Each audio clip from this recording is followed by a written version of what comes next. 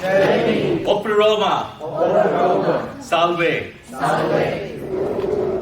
Friends, sisters, brothers, it's really, after a long months of preparation, it's so exciting to see you all and start this very important, historic conference, the workshop that we are trying to do with the UN agenda.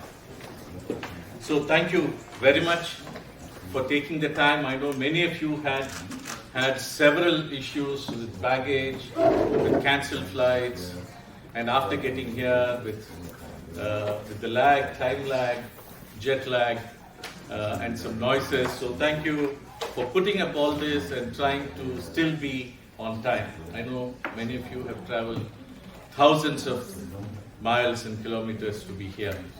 And we've been waiting for this for a long time. You know, we had 2019, the last International Congress, all communities discriminated on work and dissent, here in New York. Many of you have been there, but we've got a new set of comrades, colleagues, leaders who are joining us today. And this is slightly different from the one that we had in 2019. Well, 2019 was the International Congress where we also had visible leaders from the community. We had members of the parliament and those in solidarity with us from right around the world. Here is a smaller group of people who are leading in actual tactical strategizing, working together, and then seeing how we should get where we want to get. And where is it that we want to get? For years, since the time the UN has started, you know that they have neglected this very important issue. We're very happy that race has found one of the founding principles at the UN. We're very happy that the gender and women's rights have come, that the minority rights have been recognized. The whole issue of indigenous people's rights with the adoption of the UN Declaration for the Rights of the Indigenous Peoples have been coming. But 260 million documented people, over 350 million people probably around the world, their issue has not found any mention or attempt to address this very critical aspect in the history of UN. And we are distressed because long before the colonization has taken place, long before the issues of race and color of skin has come,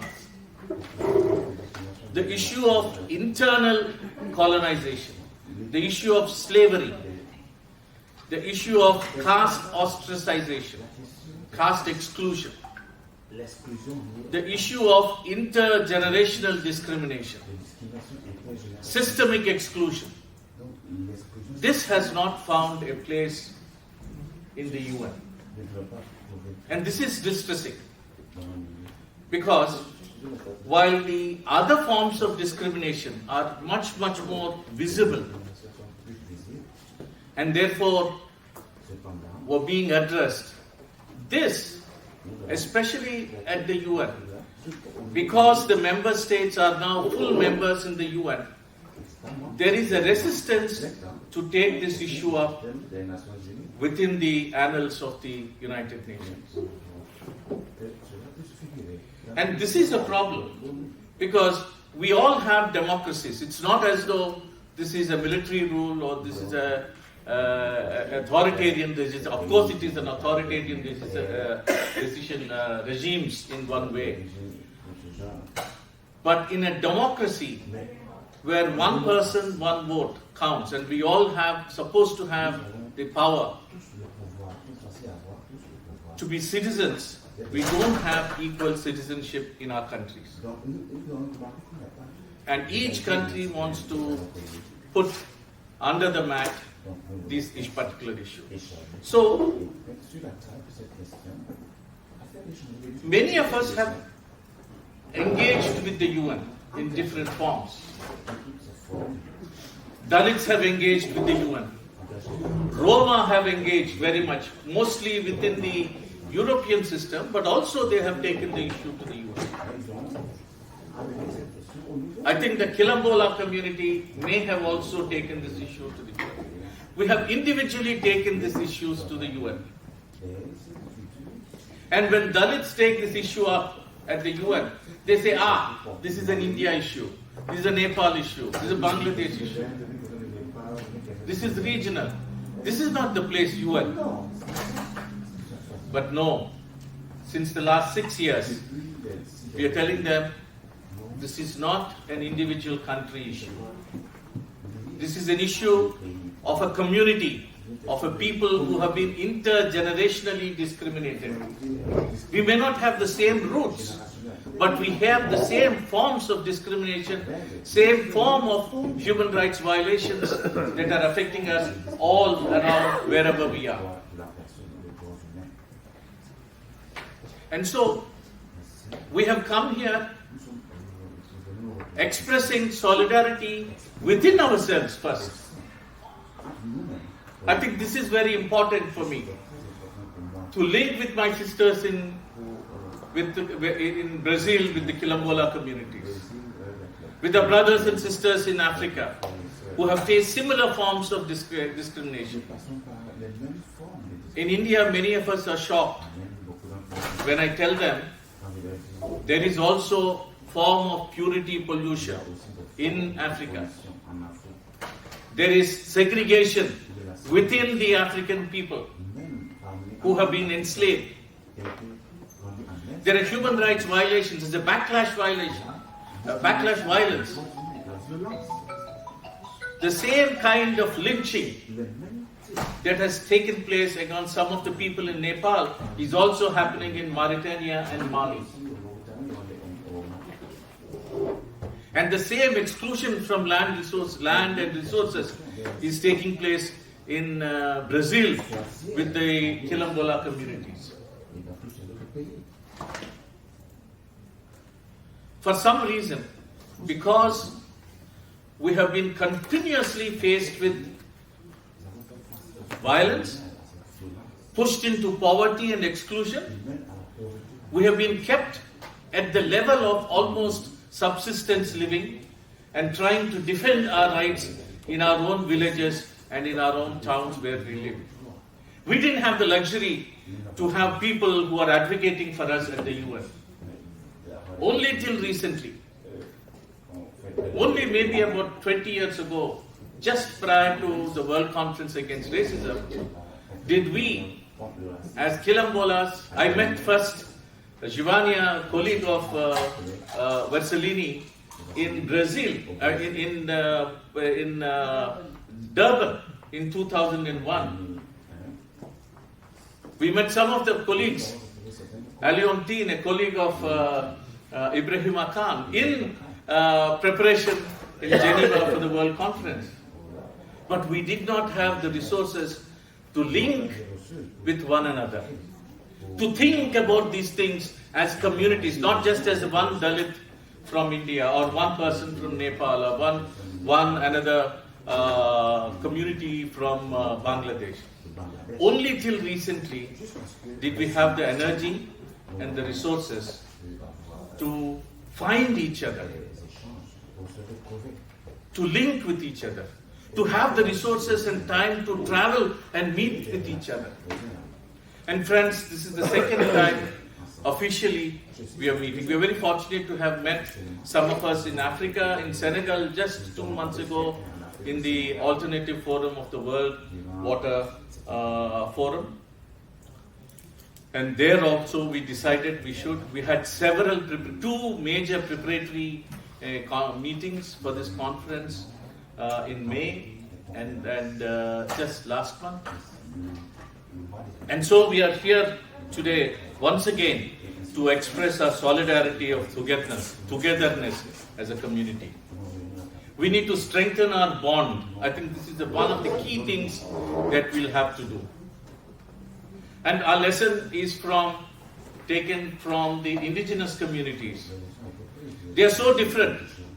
Whether the communities in New Zealand are very different, even from the Aboriginal communities in Australia, who are different from the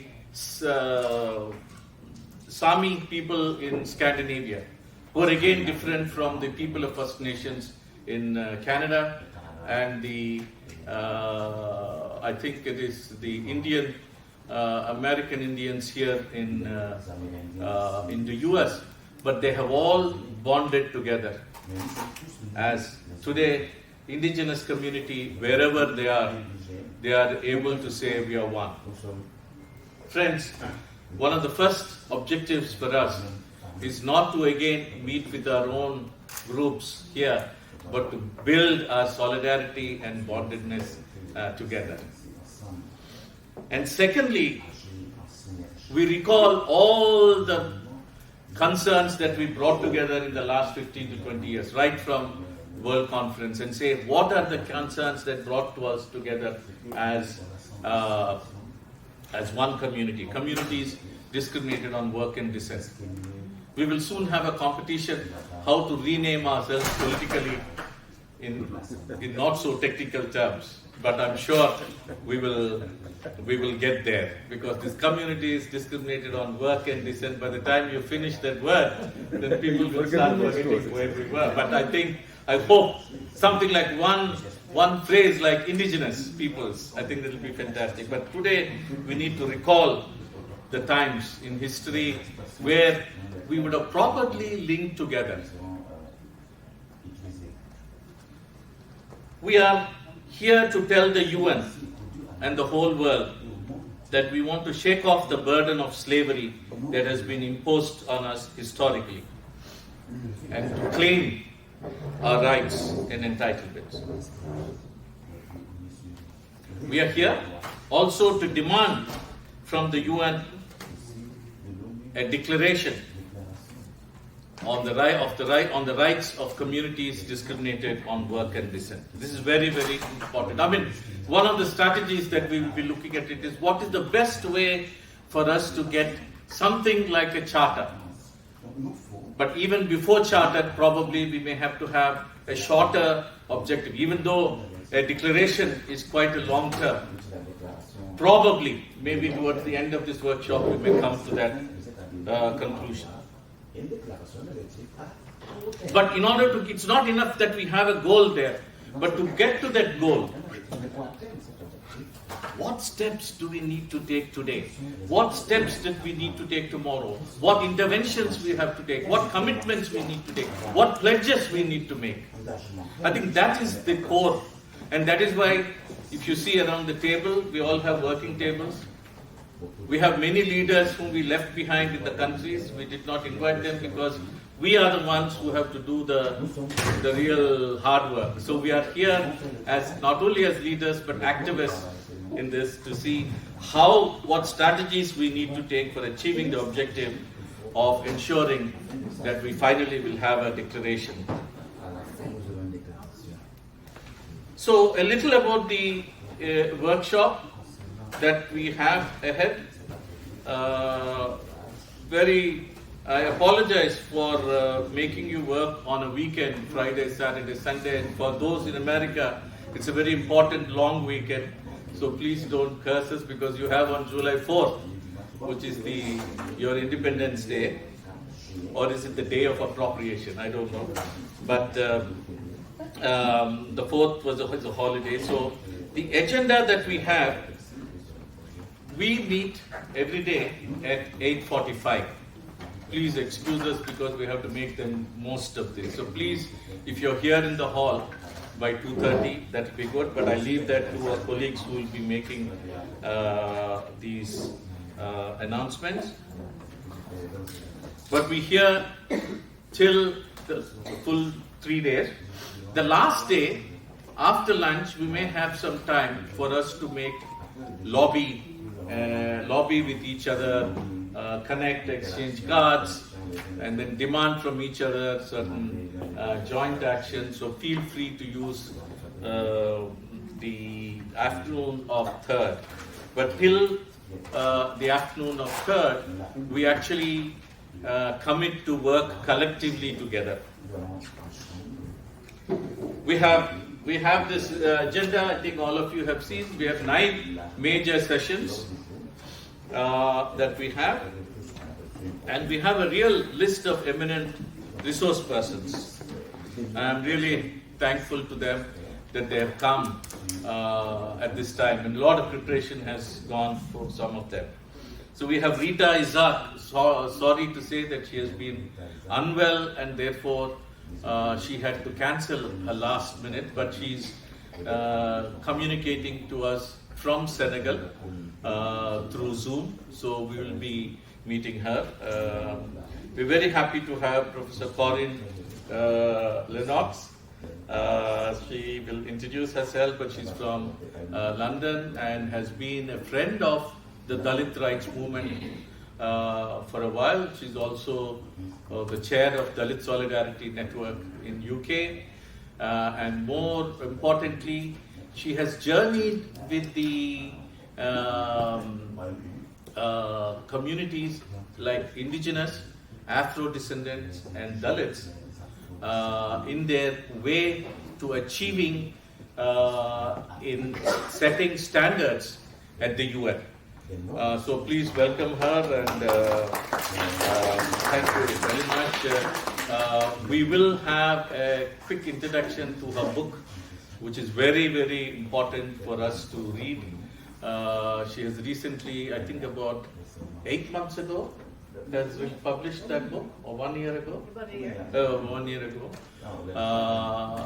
Non-entrepreneurship at the UN, looking at how the Dalits, how the indigenous and how the Afro-descendants have made standard setting at the UN. I recommend all of you to read that. We're very happy to have Dr. Julian Berger. Julian, yeah. So Julian has been over 15 years or even more at the UN in Geneva and also at New York of the Office of the High Commissioner for Human Rights. And he brings with him a passion of working with the indigenous and now with the Dalit communities in supporting and journeying through this. So thank you, Julian, for being here.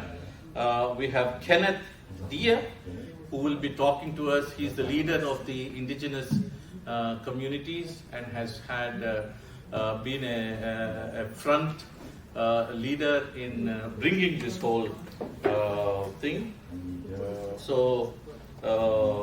And thank Julian for bringing him. He will be with us virtually. He's right now in Canada.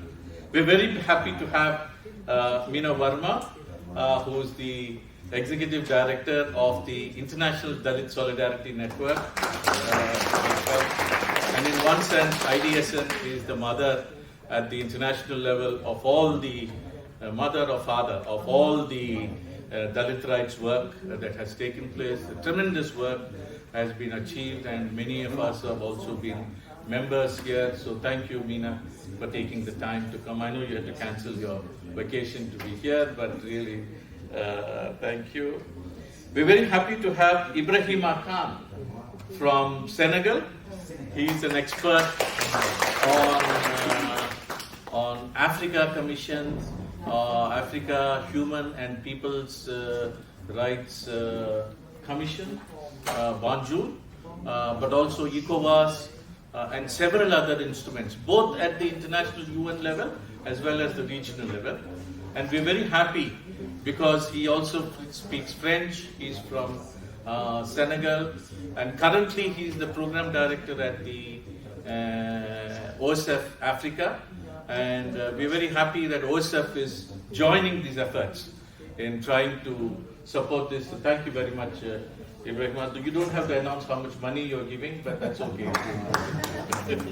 Yeah. We're happy. I think I'm also meeting Jasmine for the first time. So Jasmine heads the gender policy research here at OSF. You're based in New York. DC, yeah. But when I say for us all, this is one, yeah. So thank you very much, Jasmine, and you will be with us for all the 3 days. And several, but we don't only have the eminent persons as facilitators. Each of you is an ocean of an expert in this work of human rights. And we will share that as we introduce ourselves. But we have very, very, very eminent people. I will not mention a few because I will leave out many of you. So I welcome each and every one of you who have made this possible. You have come with years of advocacy, experience, community rights, and human rights defense. But here we are pitching together collectively. So I'll just take a few more minutes and then request my colleagues Johannes and Veena to help us with the logistics. What are the key questions we are addressing? I think this is very important, and if we can keep this in mind and also focus as we go, this is going to be extremely interesting. One, who are we? I think this is a question that yesterday, when we met the permanent mission of Costa Rica, one Daniel Perrozo has been asking us, who are you?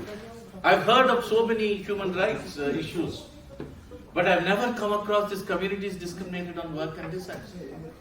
I know individually who you are maybe, but collectively, is there a collectiveness in you? So one of the questions I think we have to continue to tell everybody is, who are we at the global level?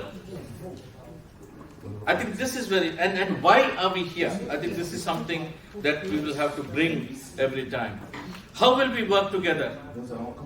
Here for the next 3 days, and can we complete these 3 weeks or these 3 days with a clear advocacy plan so that we can, when we look back after 6 months, when we look back after a year, we know we have achieved what we have set out to do. And that's very, very clear. What are the priority targets? There are several things. I know it's very easy to lose our focus here in the UN. But what is the priority targets and what possible outcomes do we have to do at every time? What are the shared targets? Because we will be working from Senegal, we'll be working from Brazil, we'll be working from Dhaka, we'll be working from Kathmandu, we'll be working from Karachi, Islamabad, Delhi, we'll be working from all over the world. But we'll have to see that whatever button we push, it will have an impact at the UN level. So how are we going to do this in a very coordinated way? I think it's very, very important. What are the specific claims that we need to have? So in order to have those claims, how are we going to generate the data, the issues in each area? More importantly, there are regional elements. I don't think we can only focus only at the UN, but we are regional elements. Because unless it begins to trickle to the region and to the domestic, all this issue of work, UN work has of no use. So how are we going to do this? What are those targets at the domestic and at the regional level? Then what institutions are we going to focus on? And so these are the things, and therefore an action plan. Can we focus on an action plan before we leave? So our agenda is very clear.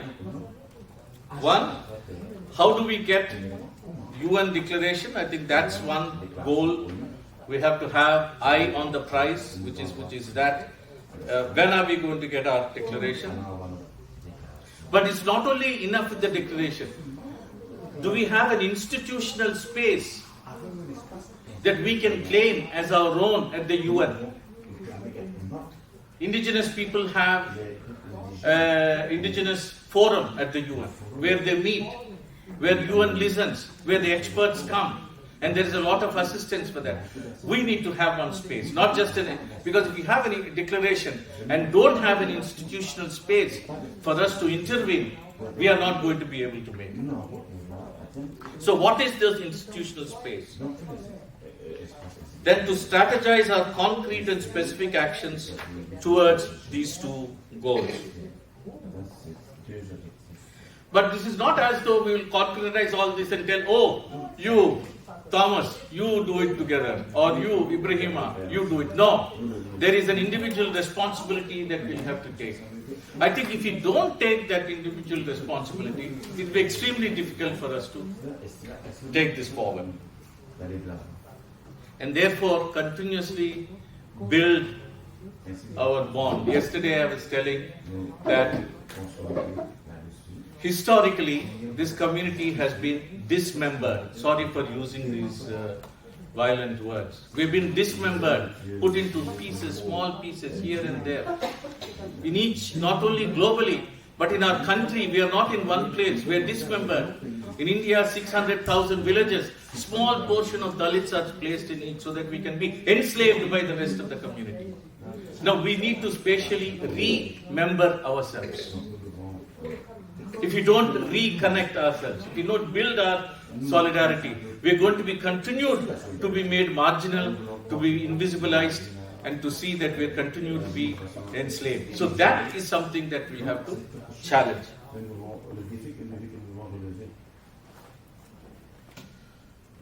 So we now, I think, set forward.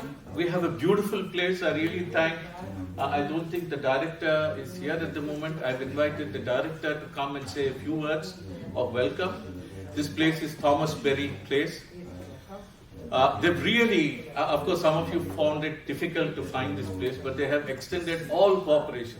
For the last 3 days, the Secretariat has been working day and night, and they have given literally all the keys of all the rooms, the boardroom, that room, to the fridge, to the basement kitchen, so that we can work. And they are extending not just this place as a place of conference, but they are extending their solidarity and support for this cause. So we really should thank them for this beautiful place.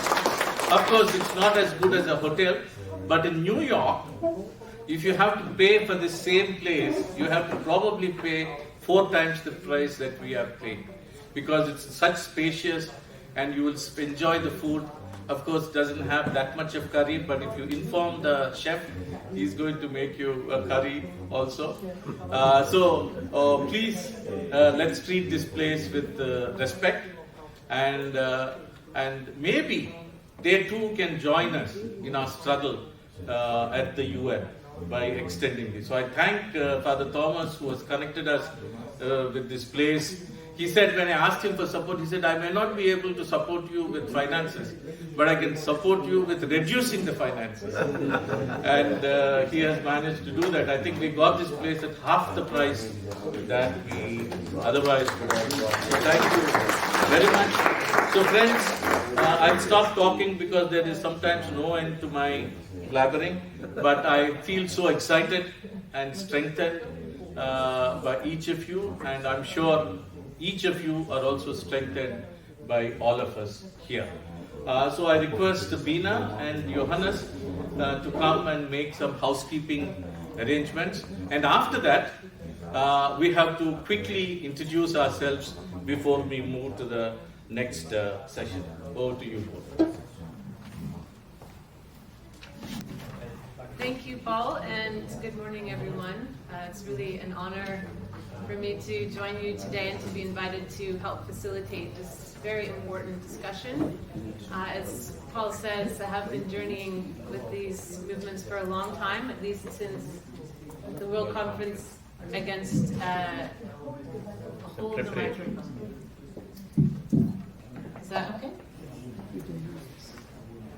Been journeying with this movement for a long time, at least since the 2001 World Conference Against Racism, where the groups in this room came together on the global stage and achieved a tremendous amount of that important and pivotal event.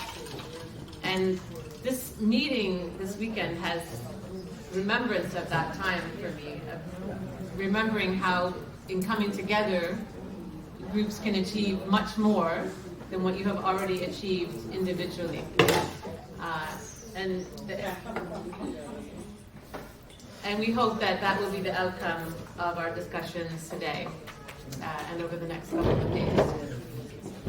I consider myself an activist scholar, and although I enjoy doing research, I think the value of doing research is sharing it with people who can use it to achieve justice. And so I'm pleased to be able to share my own knowledge, the other facilitators to share theirs, but principally to support exchange of knowledge between you, because there's a tremendous experience in this room of doing advocacy at the regional level, national level, and internationally, and I hope that we can bring that together for a very strong and strategic plan at the UN level.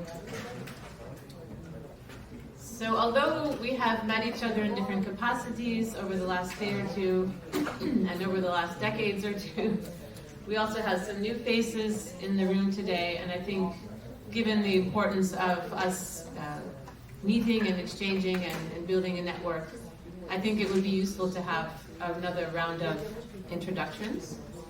So I invite you to say your name and your organization and your role there. And also, because we're all here for a task, we've all traveled from near and some from very, very far. I've dedicated our time and resources to this discussion. So I'd like to hear from you, what do you hope to achieve by Sunday afternoon? By the time we're finished our 3 days of work, what do you personally hope we will have achieved? I'm going to make a note of what you say, and I'm going to read it back to you on Sunday afternoon. And we'll see if we've got to where we need to get. So in one or two sentences, what do you hope to achieve by the end of our 3 days of working together? So I invite you to start with your introduction and to say your hopes for the meeting. I'll start here with Durgaji, please. So we'll circulate the microphone for that.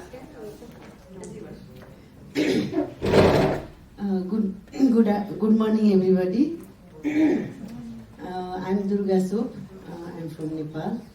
I'm a founder president of feminist organization FEDO in Nepal, which was founded in 1994. And now I'm playing the role as a strategic advisor in FEDO. And as well as I'm a founder of ATRF, and I'm a vice chair of Asia Dalit Rights Forum. And of course, I was the executive board member of International Dalit Solidarity Network. It's 2 terms. I think in the beginning of IDC, I was involved there. And of course, I'm so happy and glad to be here because what I'm expecting and hoping from this August gathering, we will come up with concrete strategic plan how to do in UN level and global level, regional level, as well as the national level. That is, I'm thinking to, hoping to have come up with this, clear strategy. Good morning. I'm Thomas Palithanam. I'm a Catholic priest. I represent the Solutions of Don Bosco, which is a congregation within the church. We are present in 135 countries, and mostly we work with young people, and they are today's our future they are. So it's very important that we advocate for them at the UN. And before coming here, I used to be involved with the adult movement, and for some time, for a term of 2 times, I was the national convener of Vadana Thodabhiyan, the largest civil society organization in India. Paul was earlier part of that, convener too. And my expectation, I had to edit my brief for a high-level political forum because we always used to say in the whole process we have 9 major groups and 9 stakeholder groups. I had to edit and say there are 10 stakeholder groups now, and the latest is GFOD. So great congratulations to all the effort that went to make that happen. And therefore, the next step would logically be what Paul already hinted, getting that space for the GFOD at the UN for visibility and space, so that little Lily back in my country, born like 2 weeks back, will benefit from all the work that we do here. They will be seen, she will be seen, and she will be heard, and she will have a brighter future.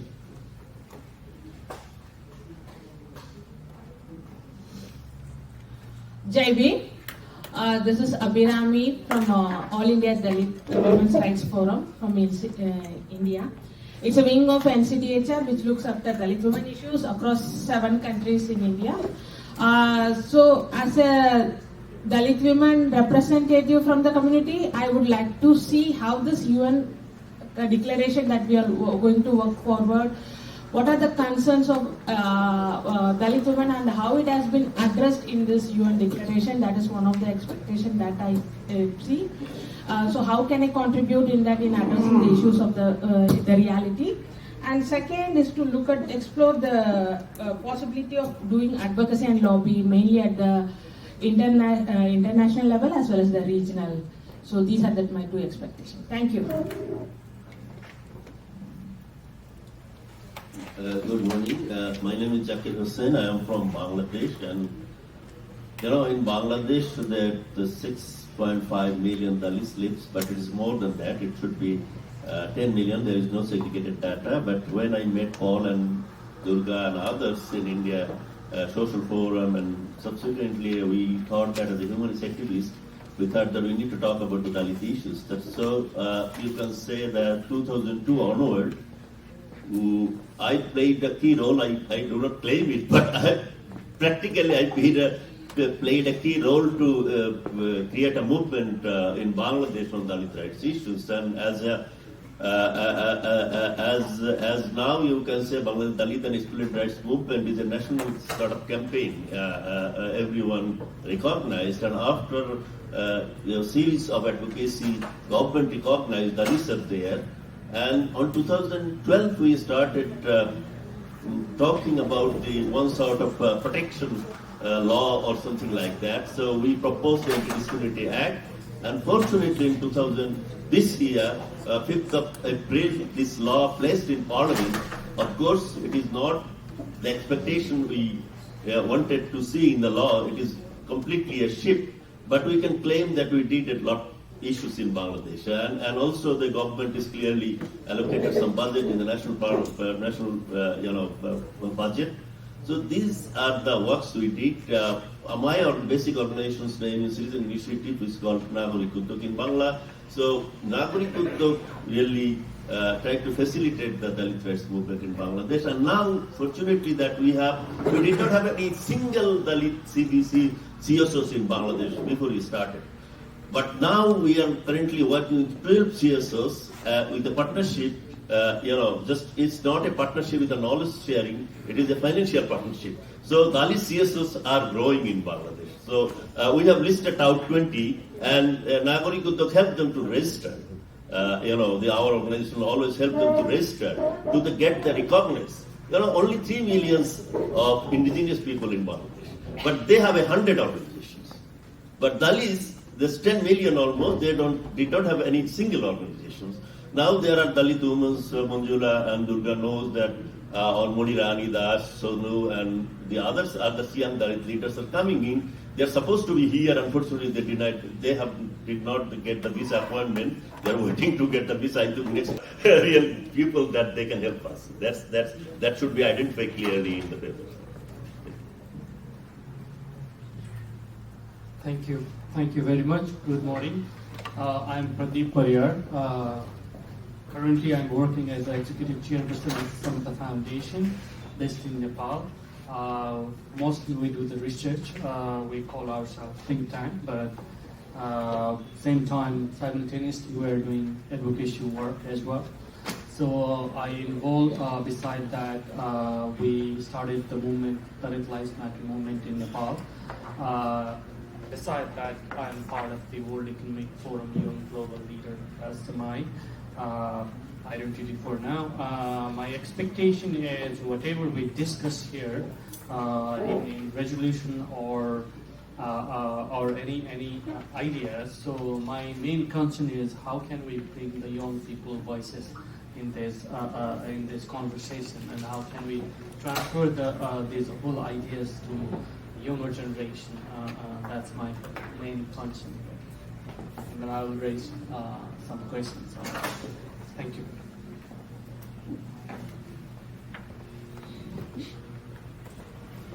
Bonjour à tout le monde. Moi, je suis Raïchatou Alatantanata. Je viens du Mali. Je suis membre d'une organisation des droits humains qui lutte spécifiquement sur les questions d'esclavage par ascendance ou esclavage traditionnel.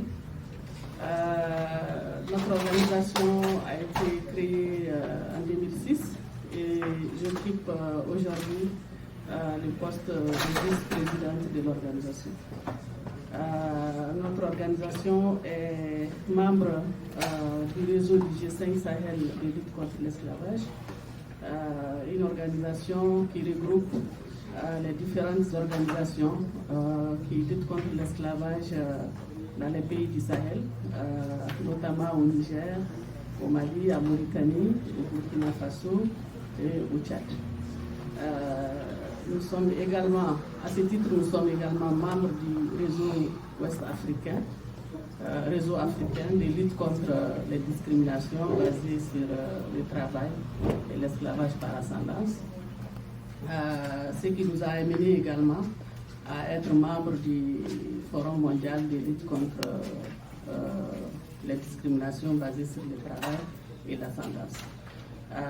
Donc, nous sommes ici aujourd'hui pour exprimer notre solidarité, pour exprimer également notre envie, notre désir de construire ensemble cet environnement pour nos peuples discriminés, afin que, pour une fois, nous nous fassions voir et nous nous fassions entendre au plus haut niveau des décisions.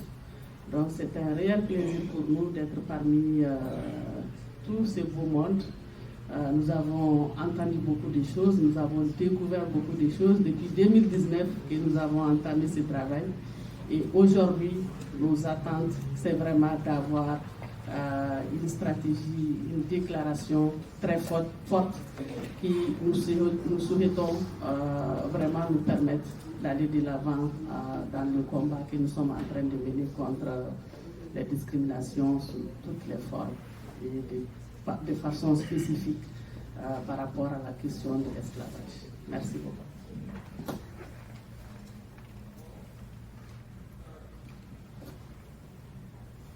Bonjour tout le monde.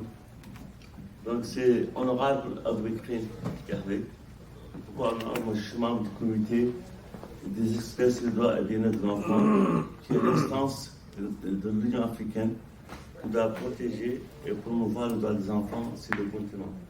Donc aujourd'hui, je suis présent à cette rencontre en tant qu'expert juridique du projet Exclusivity Project et membre du réseau africain de lutte contre la discrimination basée sur l'ascendance et le travail et les formes contemporaines de travail. On vient récemment de faire une étude sur les groupes discriminés par ascendance et travail au niveau de la Mauritanie, qui a été diligentée par Trust Africa, qui est un partenaire de taille dans cette activité dont nous sommes présents aujourd'hui. Et j'espère que ces études doivent nous permettre de tirer des conclusions, de faire des propositions pour que ces communautés soient prises en compte dans la politique et stratégie de développement des pays concernés. Donc aujourd'hui, nous sommes là en tant que membre du Forum global des personnes discriminées par l'ascendance et le travail pour qu'on puisse agir ensemble, pour qu'on puisse travailler solidairement pour qu'on puisse, à la fin de cet atelier, on puisse avoir une déclaration qui pourra être prise en compte et entendue par le système des Nations Unies. Parce que c'est l'instance aujourd'hui qui dirige le monde, c'est l'instance qui est la plus écoutée. Donc vraiment, au sortir de cet atelier, avoir une déclaration pertinente, une déclaration précise vraiment pour qu'on soit pris en compte dans ce que fait le monde. Le système des Nations Unies, c'est le monde. Il faut que les communautés discriminées soient entendues, il faut qu'elles soient prises en compte et que les Nations Unies puissent créer un mécanisme pour essayer que ces communautés soient défendues à l'échelle mondiale. C'est ça notre cause aujourd'hui ensemble, qu'on soit Dalit, qu'on soit Haratim, les victimes d'esclavage par ascendance, que ce soit autres castes discriminées, notre cause, qu'on soit reconnu, qu'on soit pris en compte, qu'on puisse s'épanouir comme tous citoyens du pays auquel on appartient. Merci. Morning all, I'm very happy to be here. Atanas from Belgium and Bulgaria, but most of the time I'm really traveling all over Europe. I represent ERGO Network here, the European Roma Grassroots Organizations Network based in Brussels. And I also work for the Pirena Mensa Roma Youth Network. My expectations from the upcoming 3 days is really to, to come up with the main bullet points, topics that we need to have in the declaration that we aim for. And I would like also to underline the importance of the term anti-Gypsyism. This has been a big and long fight for us in Brussels to have it in a certain number of documents, and it would be really great if we can continue changing the language as we were discussing yesterday, and fight for this term to enter and to be here at the UN level too. Thank you. Good morning, everyone. I'm Carmen. I am from the European Roma Grassroots Organization, that's ERGO. ERGO was involved, and many of you knows my director, Gabriela Habranova. She sends her greetings, so she couldn't be here today. We are doing a lot of work in advocacy, and we know how hard it is to get there. And also Nasco was mentioning the word anti-Gypsyism. My expectations were already said by many of the participants, so it's not something like I'm going to repeat again. But what I'm looking forward actually, the next 3 days is like how we can be united with the same voice and how we can have the same advocacy steps to get forward in our work, because we might agree on something here, but it's very hard to do it from our country. So I'm very curious to see how we can agree on very simple key messages and steps so we can do the work easy and good. Je m'appelle Ibrahim Akan, je suis juriste sénégalais. Je travaille actuellement à Open Society où je m'occupe des questions de plaidoyer auprès des organes et institutions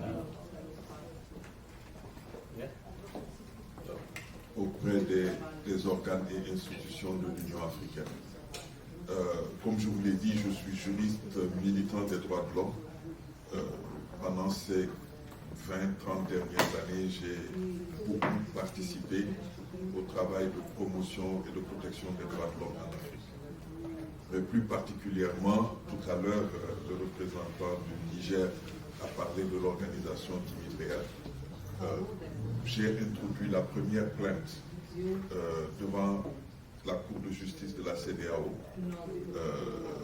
dans une affaire d'esclavage au Niger, Khadijatou Karouam Mani, voilà, en 2008, et c'est un procès qu'on a gagné et qui, pour la première fois au Niger, avait mis la question de l'esclavage sur la place publique. Elle a non seulement obtenu gain de cause, elle a reconnu le fait qu'elle était citoyenne libre, dans son pays, mais on lui a payé ce que j'appellerais une modeste somme pour lui permettre de reprendre sa vie en tant que femme responsable et femme gérant elle-même sa propre vie. Et depuis lors, il y a eu beaucoup de dossiers d'esclavage qui ont été traités par les tribunaux nigériens, plus que par le passé. Et aujourd'hui, la question devient de plus en plus intéressante dans la sous-région. Pourquoi je suis intéressé à participer à une rencontre comme celle-là, en dehors du fait que je travaille dans un bureau régional Afrique Women Society et nous sommes interpellés par ces questions. Mais je pense qu'il y a au moins 3 idées fondamentales qui, aujourd'hui, doivent aider à faire avancer ces causes. La première, c'est que aujourd'hui, le combat des personnes esclaves ou bien des personnes castées dans nos pays commence à prendre des formes très violentes. Beaucoup de gens pensent que ce qui se passe actuellement au Mali, au Niger et au Burkina Faso, c'est simplement des questions de terrorisme. C'est faux. Les 3 quarts des personnes qui se soulèvent, c'est des personnes plutôt des esclaves qui aujourd'hui, parce qu'elles ont trouvé des armes qui circulent facilement dans la région, ont décidé de revendiquer leur cause en utilisant les armes, en utilisant la violence. Donc, il nous faut réfléchir ensemble sur les voies et moyens d'utiliser les institutions de nos États pour vraiment changer la situation telle qu'elle prévaut actuellement. Et donc, ça, c'est vraiment un des aspects que je voudrais voir ici, discuter au cours de la réunion. Et cela n'est possible qu'à travers aussi une solidarité africaine qui n'existe pas encore. Maliens, Mauritaniens, Nigériens, Burkinabés et même Sénégalais vivent les mêmes réalités, mais il n'y a pas de solidarité. Et il n'y a pas aussi de solidarité internationale au sujet de ces questions-là. Parlerait de Dalits à des Africains, ils nous demanderont mais qui sont, alors que ces problèmes sont vécus dans nos pays. Et le troisième point que j'aimerais souligner, c'est que ces questions ne pourront évoluer que s'il y a une prise en charge des États et s'il y a une prise en charge des institutions régionales et continentales. Et cela me paraît important. La CDAO, par exemple, avec l'arrêt de la Cour de justice, a commencé à prendre en charge cette problématique, mais n'est pas allé très loin parce que les organisations n'ont pas continué le combat à ce niveau-là. Donc, vous voyez qu'il y a énormément de choses à faire et je pense que ce forum mondial est l'occasion de vraiment mettre le doigt sur les obstacles à des avancées et de travailler en vue que ces aspects de la vie de nos sociétés qui sont encore voilés puissent apparaître au grand jour et que nous puissions tous ensemble mener le combat de la dignité, le combat de l'égalité et de la non-discrimination, parce que ces 3-là vont toujours ensemble et il faut que ça se concrétise. Voilà les raisons de ma présence aujourd'hui ici. Merci.